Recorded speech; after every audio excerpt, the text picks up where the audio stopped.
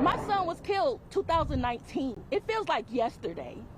And that spoke. Donquavius had 4 more siblings. I have to watch my children grieve. Some members of the 12th District Republican Party and Mecklenburg County Republican Party joined family members of murdered victims today to call for more accountability from city leaders right now. So the news conference also marks 60 days since Iryna Zarutska was brutally attacked and killed on Charlotte's Blue Line.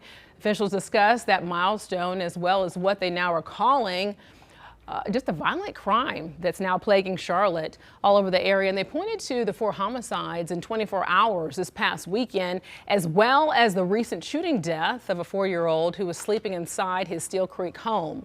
So Republicans now are calling for more investments into CMPD as well as stricter policies with prosecuting people accused of violent crimes. Everyone, and I mean state, local, and county, we all are responsible in this situation. And so it's incumbent upon elected officials in both our city council and our county commission and our local state delegation to begin to work together to address the gaps that we know exist. The gaps exist between law enforcement, prosecutors, and clearly sentencing. How do we fill those gaps? At the end of the day, ladies and gentlemen, public safety does not need to be partisan. We need to be focusing on fixing problems and finding solutions.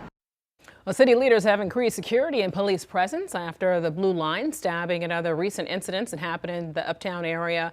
State lawmakers now also passed legislation focused on stricter criminal laws and civil punishments for magistrates and judges if a person accused of a violent crime commits another while on a pretrial release. Mecklenburg County Democrats now responding to the news conference, calling it an attempt to politicize the tragedy of Iryna Zarutska's death.